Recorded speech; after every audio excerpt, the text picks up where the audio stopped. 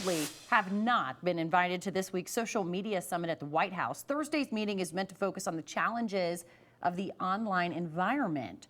Digital leaders at the two companies believe the summit will not tackle issues facing large tech companies, but rather a grieving session for conservatives. Many Republicans and conservative media personalities have claimed there's anti-conservative media bias on social media. The White House will not confirm who is and who is not invited. Well, speaking of social media, our guest this morning, we have Marissa Orr here, and she's actually worked as an executive at Facebook and Google, and she has this new book. It's called Lean Out: The Truth About Women and Power in the Workplace. Yeah, thank you so much for being here. Thanks for having me. We do want to know kind of what inspired you to write this book. Yeah, well, the conversation about the gender gap and women at work has been largely dominated by a handful of very elite and powerful women. So naturally, they're going to see the issues through a similar perspective. But so many working women don't hear their voices, their challenges, and their concerns reflected in that conversation.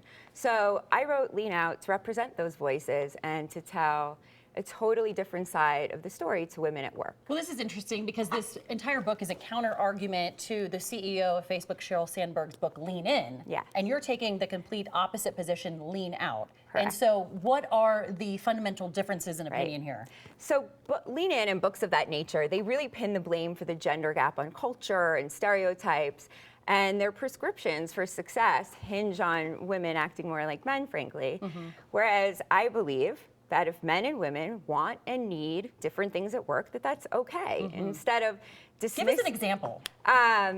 So an example is, well, there's the whole premise of the book is that the system is broken, and there's so many things about it that manifest in more men at the top. So an example of that would be, in large organizations, there's so many people around doing so many different things. It's hard to tell who's doing a good job. Sometimes you don't even know who's doing work at all. So in the absence of clarity, our brains default to what's most visible. It's people that are most aggressive, self-promoting, loudest, with the largest desire to dominate.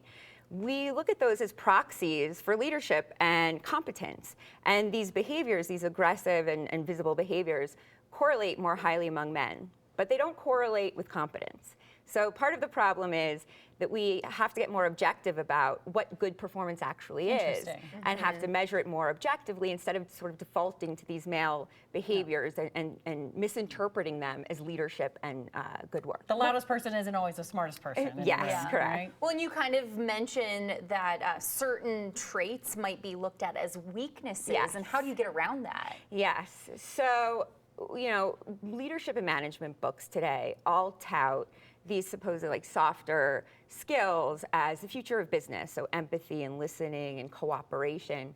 But most large corporations, if not all of them, they're zero-sum games for power. They're win-lose. So it's the opposite. It's behaviors like aggression and putting your needs ahead of others that are what get people to the top. Those are the winning behaviors. And these are the exact opposites of behaviors like listening and empathy and cooperation. The whole thing is one big competition. So I don't know, why we believe that these softer skills, like being more cooperative, you need the softer skills. Right, but they don't get you to the top of the ladder. So some people need a little cream in their coffee. That's right. Yeah, it's true. That's right. And I hate the word soft because they do give that impression of weakness, but it's really they're strengths. Yeah. The softer skills really are strengths. Yes, exactly. And that's kind of the premise of the book here? Yeah, I mean, the things that make a good leader are not necessily the things that get somebody to the top of the ladder of the corporate world. I think is a good way to put it.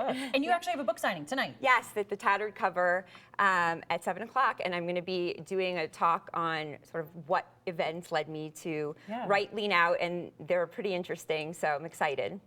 Oh, great. All right. Well, we thank you so much, Marissa, for being here. Thank you for coming in. I can't wait to read the book. Thanks so much for having me. All right. We're going to check in with Greg on today's weather. And it's amazing, too.